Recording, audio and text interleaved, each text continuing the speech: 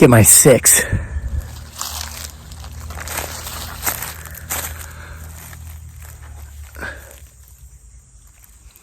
And perhaps we are. Keep watching back there. You never know who or what may or may not show up.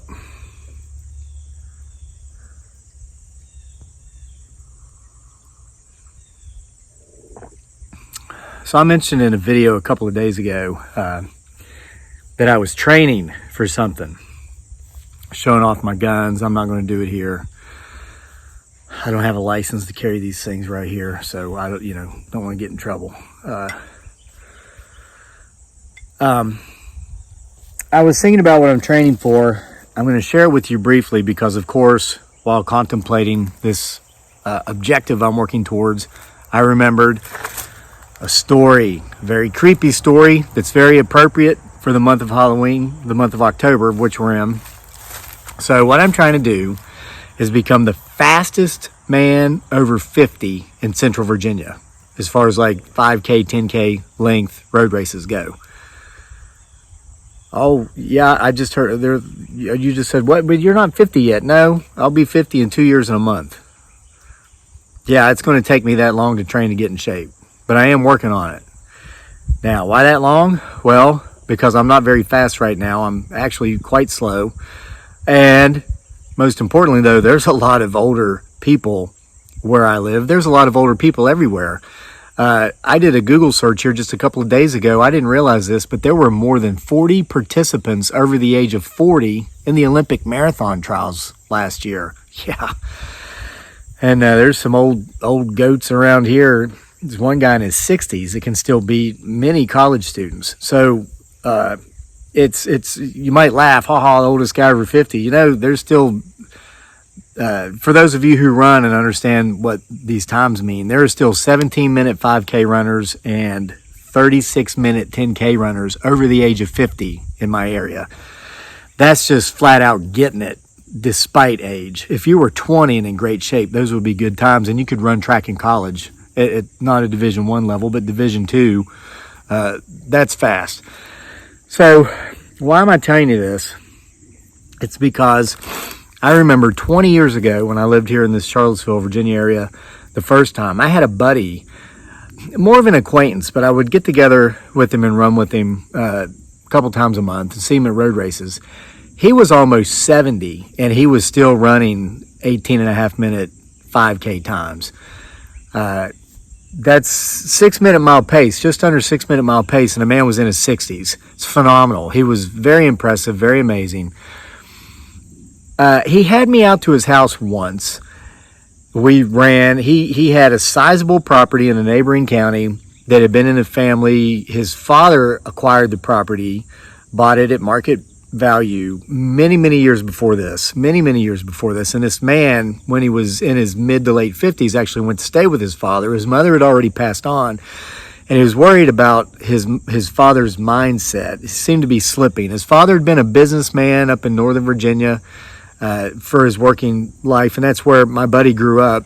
But the father, after he retired, he wanted to get out of the city. They were pretty much in Washington, D.C., so he came down into the country to live happily ever after. He was a gentleman farmer, so to say. The people in the community loved him because he would grow stuff that he wouldn't even eat. He would eat a little bit of it, but he would let others just come and take what they wanted. And they certainly liked him more than the guy that he had bought the house off of. The previous owner, he had only been there about 20 years. The house had been in the previous owner's family for many years, but this guy retires, comes down from D.C. and gets the house for a steal. So my friend that was the runner, the older man that was a really fast runner, I got to talking to him, and I said, so you must have been like a 4-minute miler when you were young. I mean, to be able to run at this age, this fast, it's unheard of. So what's your deal? Did you run Division I track in college? Were you an Olympian? He said, believe it or not, I didn't even start running until I was in my late 50s. So the guy had only been running for about 10 years. He had a gift, a talent, an ability he never knew because he never tapped into it until later in life. And I asked him, well, why is it that you started running in the first place? Did you have a weight problem? Was it, lifestyle changes you were trying to make? And he goes, nope.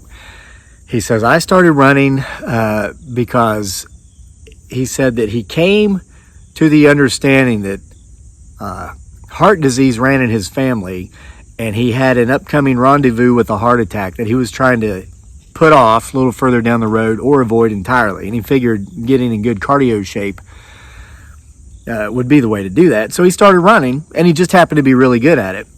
And so I asked him how he recently came about the understanding that heart disease ran in his family. And he explained to me that his father, shortly after he had moved in to keep an eye on him because he felt his mind was slipping, died of what seemed to be a massive heart attack. And the man was not overweight. He didn't smoke. He didn't drink. Now, he didn't run and he didn't exercise, but he was active out there gardening and all these things. But yet he still died from a heart attack anyway. And I told my friend, I said, that doesn't make a lot of sense. I mean, I know those things happen, and I know we can't outrun our genetics. Some of the fittest people die prematurely because of these underlying health causes or conditions. And a lot of folks who smoke a pack a day and are overweight and eat cheeseburgers and drink beer every day live to be 100. I mean, it's just, and he says, I agree, but I'll tell you, there was something even stranger that his father had told him only about a month or so before he passed. And he couldn't help but think that there might be more to his father's passing than a heart condition. He felt there might have been maybe some mental illness at play or something from beyond the grave. I'll tell you this story, and you can be the one to decide not only how his father died. Spoiler alert, my friend's dead, and he died the same way as well. And it could be based upon any of the three scenarios that you're going to be made aware of now at this time. So when my former friend, because he's now dead, when his father retired from DC and came down into the country to get a spot, this was back in the days when you could just go around. You didn't have to find houses for sale. If you saw a place that you liked, you could walk up and make the owner an offer. And a lot of times they'd take it. And it's not that you would try to take advantage of the owner. You would agree on a fair market value. And if the other party was willing to take it and uproot and go elsewhere, they would. A lot of times, though, families who had been in the same house or on the same land for generations, they would be approached and they would be made these offers. And of course, they would always answer no, because it meant more than just a house to them. It was more than just a home, more than just a property. It was history. It was a family history. So my friend's father found what he believed to be the ideal house, the ideal property out here in the country, next county over though. And he went up, met the gentleman of the house. He knocked on the door, and he heard someone scuffling to the door from the other side, from within the house. Sounded like he was limping, walking with a cane. Finally, an old man opened the door, a little bit older than my friend's recently retired father. He had a gray beard. He was kind of hunchbacked. Looked like life had just really kind of worn him down. And so he introduced himself, told him why he was there. And the man told him, he said, this land and this house has been in my family for many generations. And he says, I don't want to sell it. And the guy was like, well, I'll give you a little more than a fair market price that we would agree on, because this is just a perfect place. This is where I want to spend my golden years. And the guy just refused, wouldn't have anything to do with it. So my friend's father left, but he left feeling like he knew this guy. Like he knew who this guy was. He'd seen him before. Who was he? So he'd spend his days and his nights trying to figure this out. And he went around talking to some of the other people that lived in the area. And he told him he was trying to buy property in a house. And he told him the one that he liked. And he inquired about the man living there. Who is this guy? Well, it turns out the guy was the nephew of the people that had been there before. And what they knew about the guy is that his name was Dave. He'd come into his aunt and uncle's house when they were older, under the pretense of taking care of them and while they were in their golden years. And in return, they willed him the house. They willed him the property. So that's the story he got. Dave showed up about 12 years previous to this to take care of his aunt and his uncle. Got the house as a result of doing that. Well, that didn't satisfy the guy because he still felt like he knew him. He'd seen him somewhere before, knew who he was. So he went back and called on the guy again, hoping he could change his mind. And in conversing with this guy, while he was talking to him, it came to him how he knew him. The guy who had retired in Northern Virginia, who had come down trying to buy this property, had served on jury duty once in his life.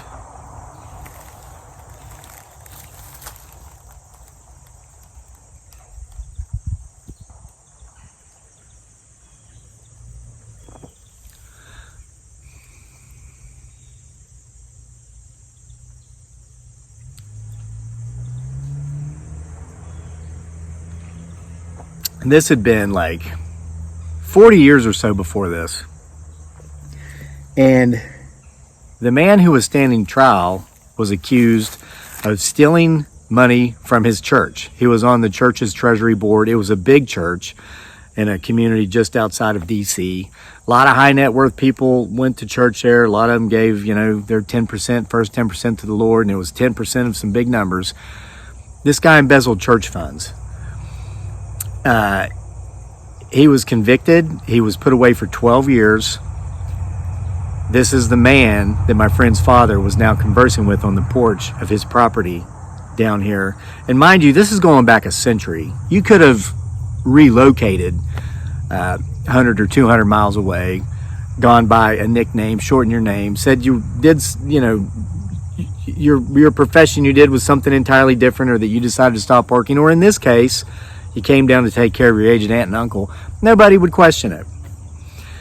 So when it came to his knowledge who this guy was, he told him, he says, I know exactly who you are. I served on that jury.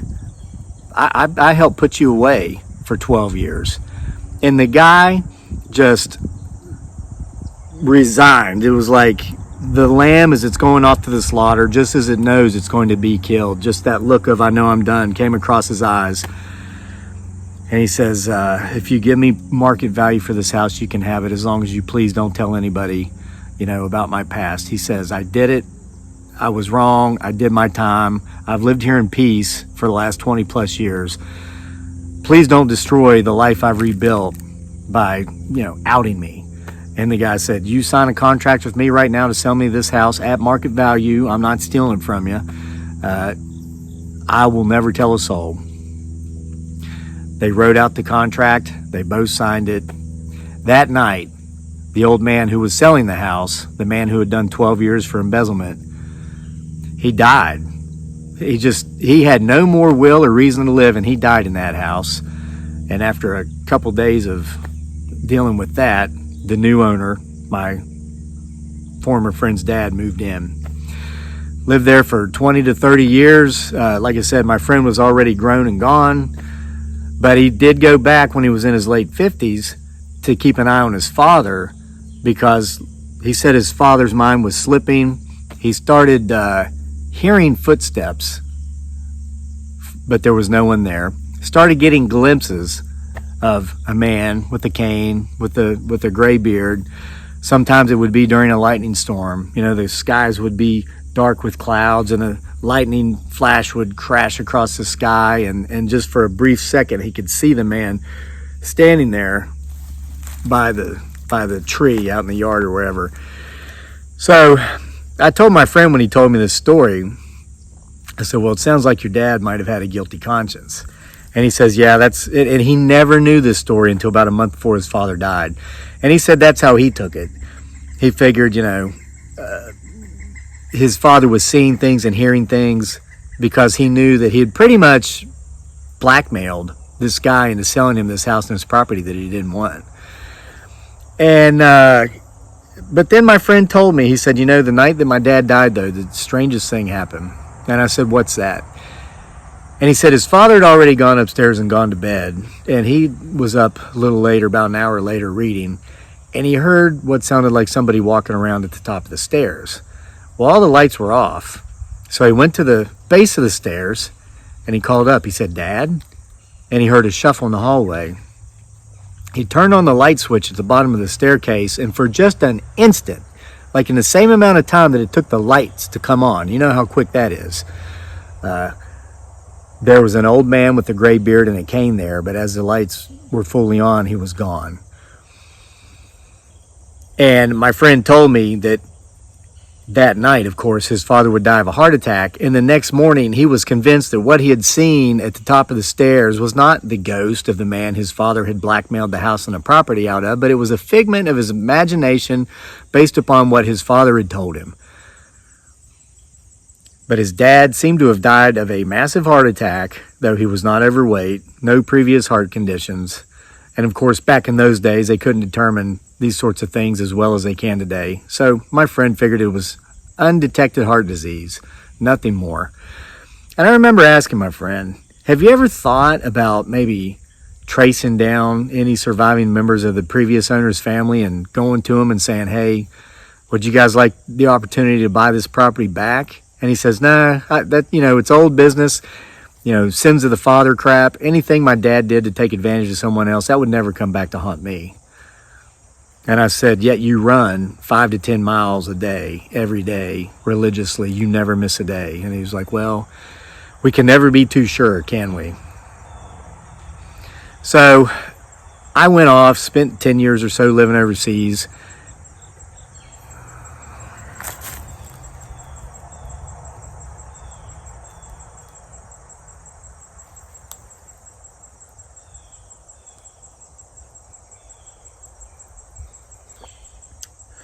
When I came back, there were a few of my old friends that I wanted to go see.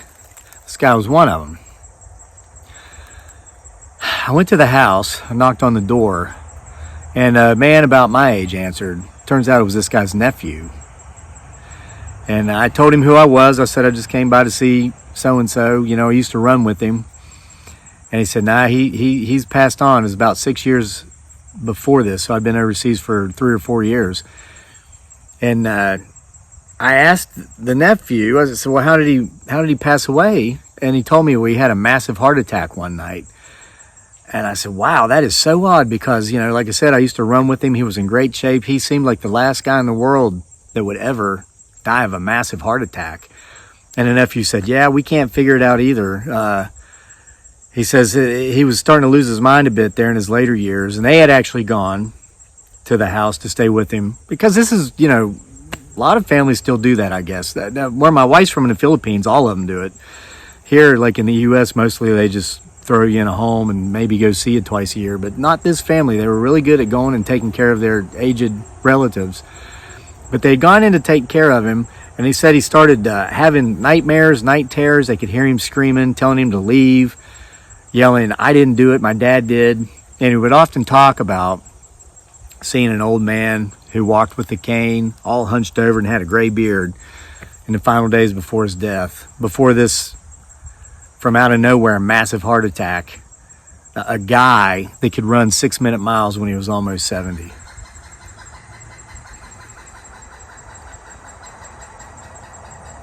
So I told the young man, I said, I'm sorry to hear about your loss. And sure glad I knew him when I could. And I started to walk off the porch to leave, and I had another thought, and I turned around and I said, by the way, nephew says, yeah. I says, are you a runner? He goes, nah. He says, I know I should be, but I'm too lazy. I eat a lot of cheeseburgers, drink a few beers, and I thought about it, and I just thought, well, it's probably not worth the time anyway to get started. You have a good day. And I left.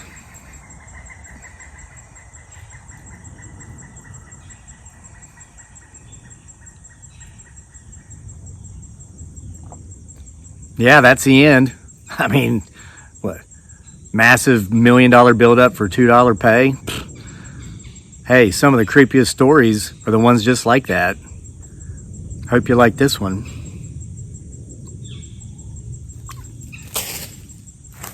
See you next time.